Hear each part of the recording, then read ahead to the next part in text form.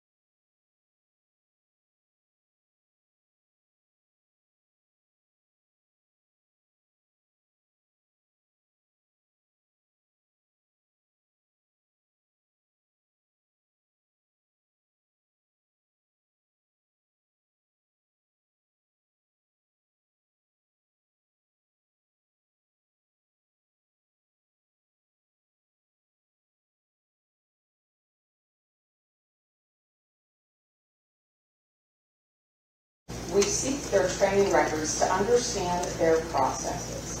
The training records, Your Honor, they are records that we've been able to obtain from various police agencies in the past. In this circumstance, are not records that I can find on my own. Defense Attorney Taylor says in past cases, she's received similar police records. But prosecutor Ashley Jennings counters Taylor's argument, saying the requested reports are not necessary for the defense's case. With regard to item number 6 on the defendant's first motion to compel discovery, this involves training records of a couple of officers. Again, these are officers who the state would argue are not material to the case. They've interviewed other witnesses. They wouldn't even be called by the state to testify at trial. And the state objects to this because training records of specified officers aren't included within Rule 16. And they haven't proffered any reason as to why this would be needed for the preparation of their case. Again, these are investigators who have gone out and just interviewed some witnesses within the case. Jennings argues the number of law enforcement officers involved in the case could make a request like this difficult. And I would just remind the court that several hundred investigators have been involved in this case. Our concern with allowing training records for these few, which we can't understand why there's a substantial need for these particular ones, wouldn't open the door to us then having to go and obtain training records for these hundreds of investigative officers who've been involved, some of which are outside of our control. But Taylor doubles down, saying the defense may call the 3 officers as witnesses. I want to hear a little bit more on the police training records. I am aware that over 120 officers were involved in the investigation in this case. I am not asking for all 120 officers. I will tell the court that likely there are other officers' training records that I will want. This is within Idaho Criminal Rule 16. These are records, documents, and objects that may have information relevant to Mr. Kohberger's investigation and defense. These are records that are likely of witnesses. Whether or not the state calls them, they are likely to be witnesses.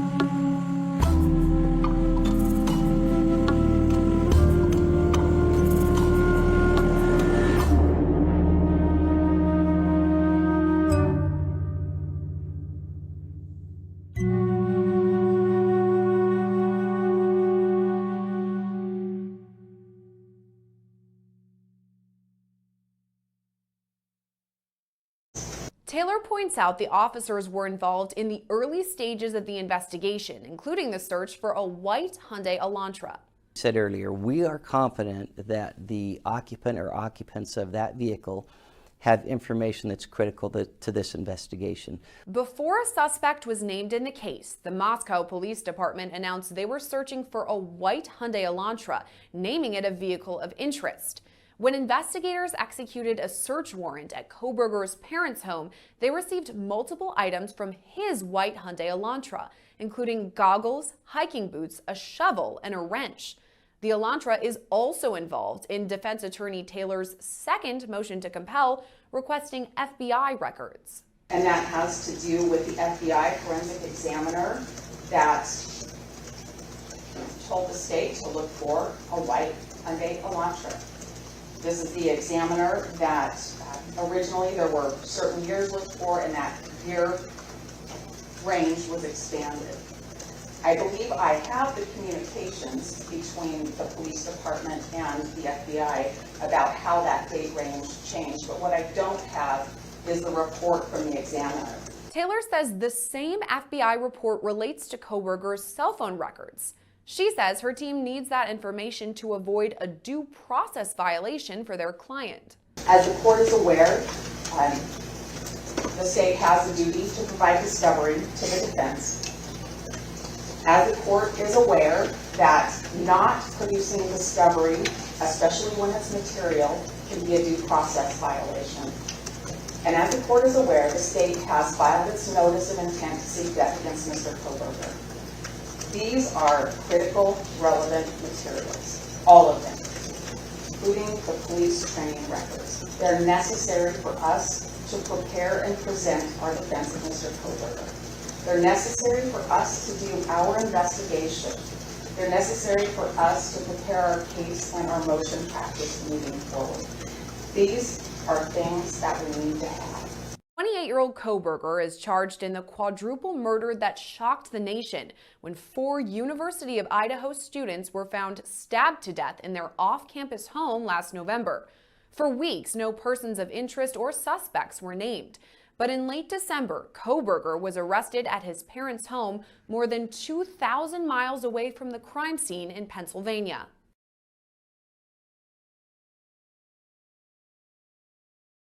On the record, this is State of Idaho versus Brian Kohberger. Accused murderer Brian Kohberger is back in court for the first time since prosecutors announced they'll seek the death penalty in his case. There is a heightened standard now that the state has filed its notice of intent to seek death, and these are very relevant, critical bits of information. Kohberger's defense now requesting what they say is crucial information as his October trial date looms closer. Mr. Kohberger's team works nonstop, and when we ask for discovery, it's because we have reason to believe it exists. So I wanted the court of counsel to be aware it's not a fishing expedition. These are real items that are really necessary to investigate this case and prepare Mr. Kohberger's defense. Kohberger's defense, headed by attorney Ann Taylor, argues the state has key information it has yet to turn over to the defense. Taylor says this information is vital to prepare a defense case for Kohberger. So with that as the background and the frequent communication with the prosecutor's office to try to obtain the materials we need, we have come to an impasse in a few areas, and that's what brings us to court today.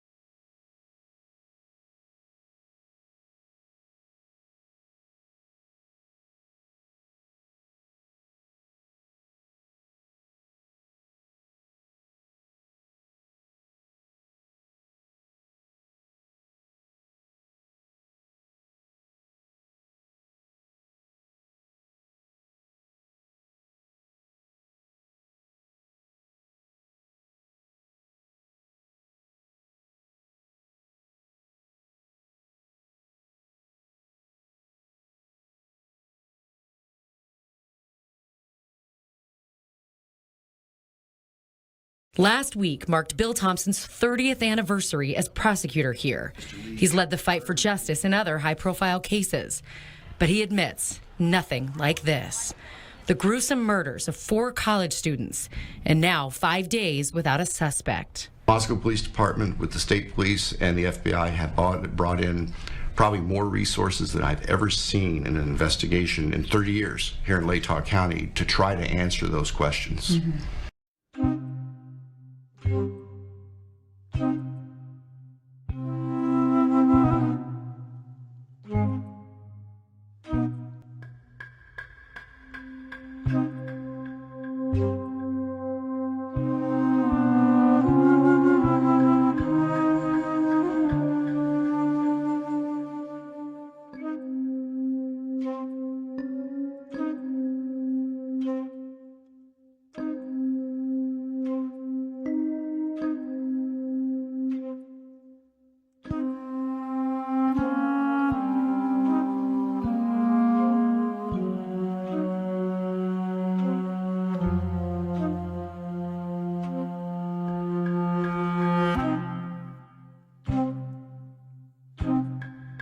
With most people in the country right now focusing their attention on the results of the midterm elections, and rightfully so, well, there's a quote I'd like to point out. I forgot exactly where I read it, but here was the basic gist. Quote, "If we elect Democrats, we'll be a socialist country in 10 years. But if we elect Republicans, it'll probably take 15 years. Now, that was, of course, a joke. However, there is some truth to it, because it seems like regardless of which party is in power, our country appears to be slowly, incrementally stripping citizens of their basic fundamental rights. Now, you might say, hold on, Roman, what exactly are you even talking about? We have rights enshrined in the Bill of Rights, which is part of the U.S. Constitution, the highest law of the land. And I would say that's true. However, over the past 230-odd years, those rights have slowly been eroded away. Now, on this program, we've already spoken of many different examples. The right to freedom of speech, for example, is being attacked by what appears to be blatant collusion between social media companies and the government. The right to keep and bear arms is treated like a privilege in some places, a privilege that can be taken away on a dime. But today, in today's episode, I'd like to focus on a different right that's being encroached upon, a right that you and me, the people in general, typically take for granted, the Fourth Amendment, the right to be free from unreasonable searches and seizures. Because you see, unbeknownst to most people, the U.S. government has been, for years now, using a piece of technology called a Stingray device to collect massive amounts of data on U.S. citizens without any search warrants. And if you think that's bad, well, it's likely going to get worse, because just last month, Joe Biden, very quietly, without much fanfare and without almost any media reporting on it, he revoked part of something called the Presidential Policy Directive number 28, making it even easier for the government to spy on American citizens. However, let me back up for a moment and set the stage for you properly here in order to make sense of all these different developments. If you're like most people, then you likely have your phone next to you all day long. In fact, you might be watching this video on your phone right now. But while a cell phone provides many conveniences, it's also, at the same time, essentially a tracking device. As an example of what I mean by that, if you happen to subscribe to, let's say, AT&T, well, you will not receive any phone calls or any text messages unless AT&T can locate your phone, which is a process that's accomplished, at least in part, by the use of cell phone towers. Because the network, meaning AT&T, T-Mobile, Sprint, and all the rest of them, they are always checking to see which cell phone tower their subscribers are closest to. And if, let's say, you happen to be moving around and your cell phone is no longer within the reach of the last tower that it previously connected to, then the search radius expands outward towards other cell phone towers within that same tracking area. Essentially, what this means in practice is that your phone is always looking to find the nearest cell phone tower, while at the same time, the nearest cell phone tower is always looking to find your phone. That's a bit of an oversimplified way of explaining it, but that's generally how it works. However, this is where things, you can say, get a little tricky, because this right here is what's known as a cell site simulator. Specifically, this is a very popular model of this device with the brand name Stingray. It's the brand that's most widely used by U.S. intelligence agencies. And what the Stingray does is that it masquerades itself as a cell phone tower. Essentially, the Stingray exploits the technical process by which a phone communicates with a tower by pretending to be a tower. The way that it works is that the moment a Stingray device is deployed into a given area, it begins acting as a tower, and it begins transmitting a radio signal that's slightly more powerful than the actual cell phone tower tower within the area. The result is that the cell phones within the range of the Stingray, they drop their connections to the legitimate cell phone towers, and instead, the cell phones connect themselves to the Stingray device. And once the cell phones are connected to the Stingray, multiple consequences start taking effect one after the other. First of all, the cell phones lose their ability to either send or to receive phone calls, text messages, or any other forms of communication.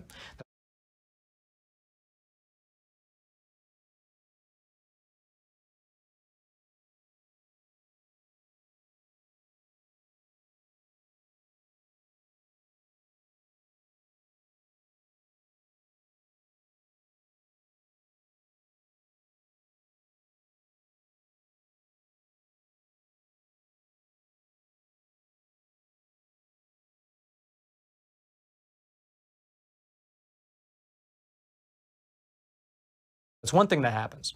The other thing that happens is that the person who's using the Stingray device, they can then gain access to a treasure trove of data, including your phone number, the details of who you've been calling and who you've been texting, the details of who's been calling you and who's been texting you, what websites you've been visiting, which cell phone towers you've recently pinged, meaning where you've been traveling to recently, and then they can even drain your phone's battery by overloading it with requests for signal.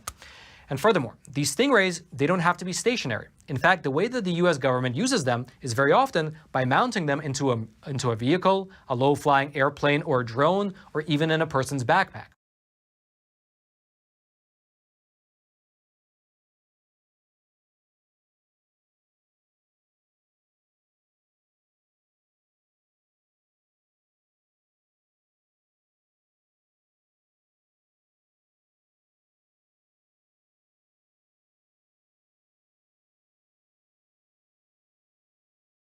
And so if you've ever wanted a visual representation of Big Brother government, well, a drone that's flying around the sky with a Stingray device attached to it, scanning the area for your whereabouts, well, that pretty much fits the bill. Now, initially, when these devices were first created, they were made with military purposes in mind, because of their ability to block incoming cell phone signals. However, like everything else in the government that has to do with fighting terrorism, the use of this device has morphed into something well beyond what it was initially meant to do. And you fast forward 20 years, and these Stingray devices are found all throughout the government. In fact, according to a congressional report that was released back in the year 2016, the Justice Department, as well as the Department of Homeland Security, they have together spent at least $95 million on more than 430 Stingrays just between the years of 2010 and 2014. Think about that. In just 4 years, just these two departments have purchased at least 430 Stingrays. But it's of course not just the Department of Justice and the Department of Homeland Security. According to an investigation that was conducted by the ACLU, there are at least 73 agencies across 25 different states that use Stingrays to spy on unsuspecting American citizens. Although it's worth mentioning that in that same report, they also admitted that the real number of agencies which use Stingrays is likely much higher, given the fact that the government is extremely secretive about their use and extremely reluctant to even acknowledge that they're being purchased. Regardless, though, here are a few of the agencies at the federal level that own Stingray devices. You have the FBI, the DEA, the U.S. Marshal Service, you have even the IRS, the NSA, among many other agencies. And that's again all at just the federal level. At the different local levels, the different municipalities have likewise gotten into the action as well. That's because the Department of Homeland Security, they allow local law enforcement agencies, like your local state and county police departments, to buy Stingray devices using terrorism prevention grants. Meaning, local municipalities receive anti-terrorism grants that they are allowed to use to purchase Stingrays. And with the current campaign to combat domestic terrorism and the big push to label anyone, including concerned parents, as domestic terrorists, well, it really makes you wonder what these Stingrays are really being used for. Now, the big question that you are likely wondering at this point is whether this is legal or not. How can the government be spying on us without going through the courts and getting a warrant based on probable cause? Is this actually legal?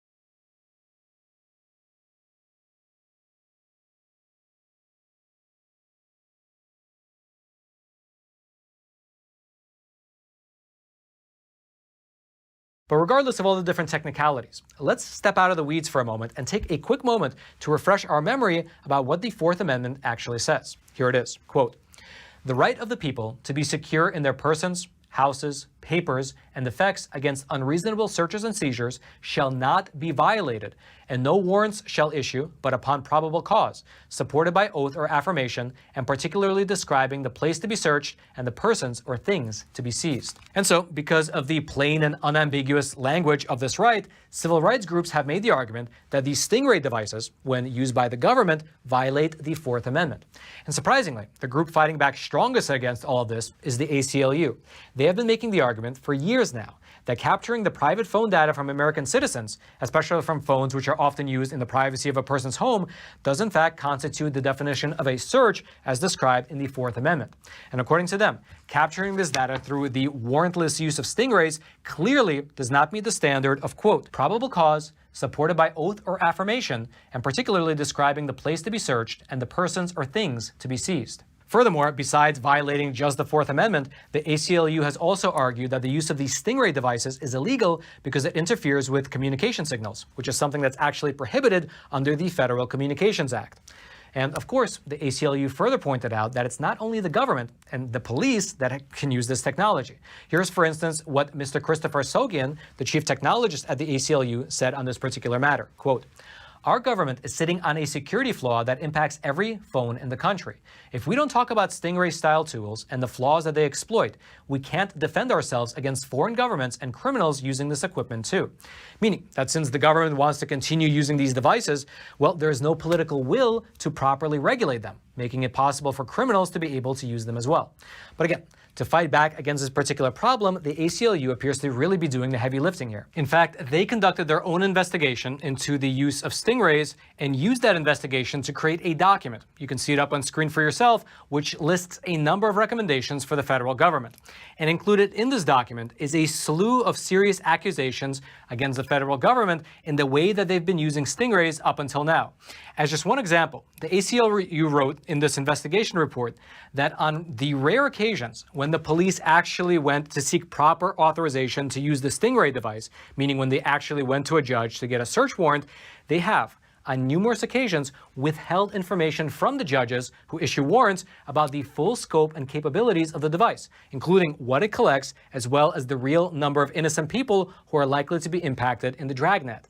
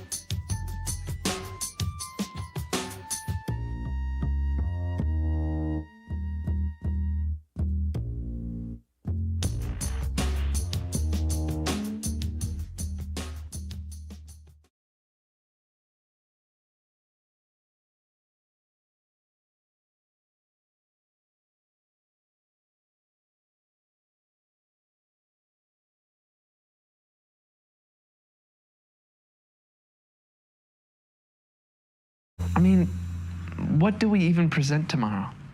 Honestly, anyone? Why do we have to present at all? What's that supposed to mean? Well, if we're going to fail and be humiliated, why do it on stage in front of 1,000 people in a live-streamed audience? Yeah. Are you saying we shouldn't even show up? No offense, but it's basically going to be a public execution. Yes, and public executions are very popular. It's show business. We are not quitting, Richard. Look, Ehrlich, I want to present. I do. It's just, I don't know.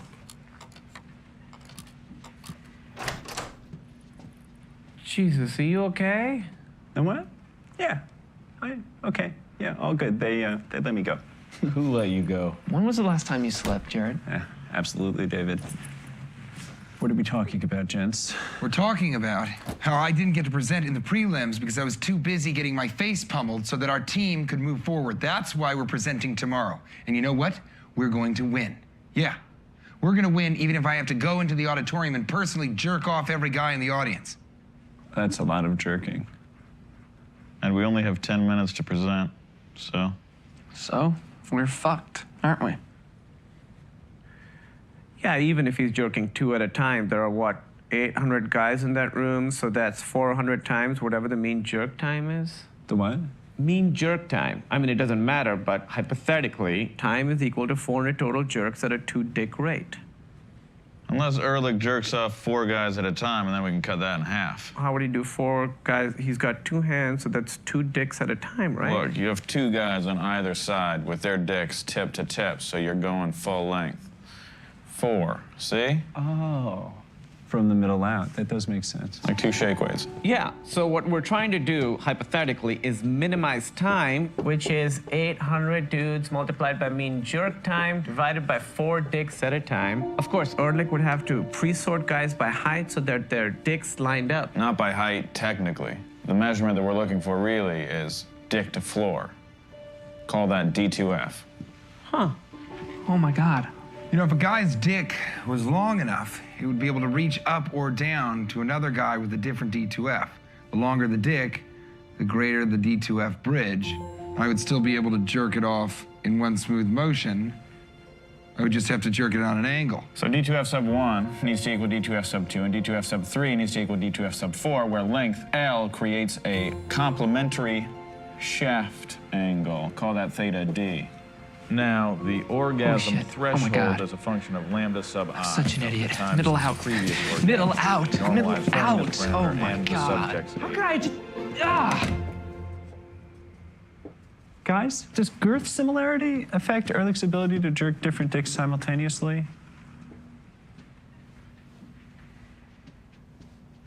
Shit, yeah, I think it would.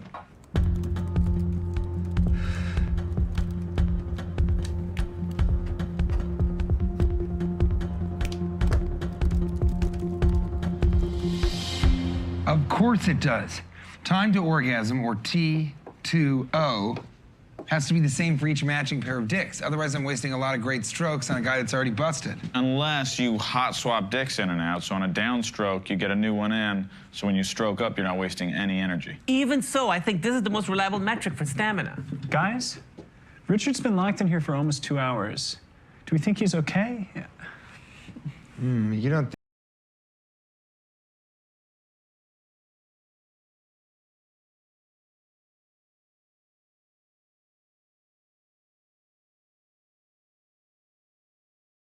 And so, in these cases, a judge might issue a warrant. He might sign the search warrant thinking that this device will target maybe just 1 or 2 cell phones and collect just a little bit of data, not knowing that in actuality, the cell phones in a large area will be affected with a slew of information being collected from all of them. What this means in practice is that judges across the country are potentially authorizing the use of a technology that they know nothing about. Furthermore, this investigation answered a question that I've been wondering for quite a while now, which is, if these devices are so ubiquitous, if they are used quite literally all over the entire country, why don't we know more about them? Why aren't more people aware of their existence? And the answer appears to be that the federal government has gone out of its way to ensure that they remain secret. As an example of what I mean by that, this ACLU investigation found that on several occasions, the federal government actually forced states, as well as forced different localities, to sign non-disclosure agreements prohibiting them from releasing any information about these Stingray devices, even in a court of law, which is quite frankly an almost unprecedented step in terms of both secrecy as well as surveillance here domestically in the United States.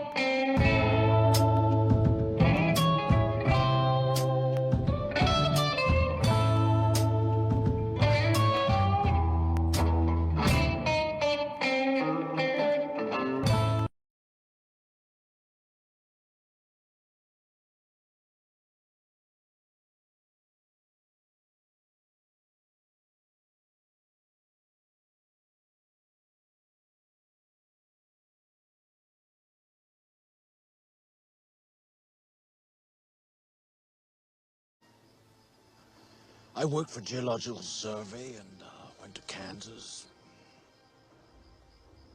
I couldn't stay there. I just couldn't. I don't like to explain myself.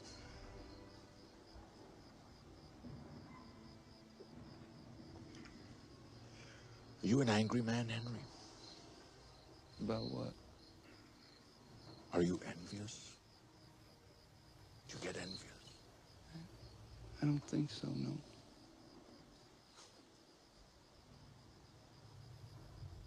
I have a competition in me. I want no one else to succeed.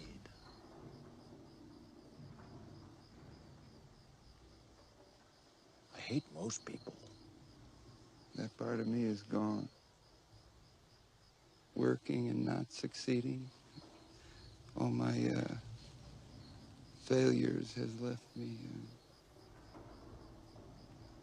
I just don't care. Well, if it's in me, it's in you.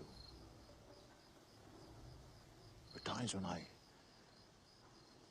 look at people and I see nothing worth liking.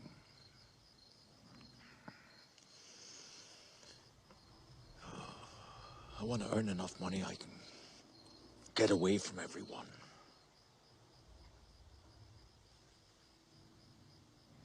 What will you do about your boy?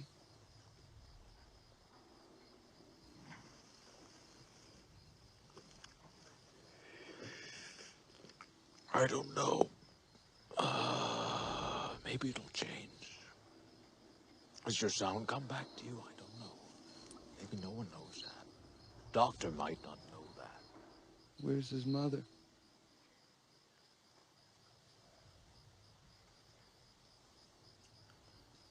I don't want to talk about those things. I see the worst in people, Henry. I don't need to look past seeing them to get all I need. I've built up my hatreds over the years, little by little. Having you here gives me a second breath. can't keep doing this on my own. With these, people.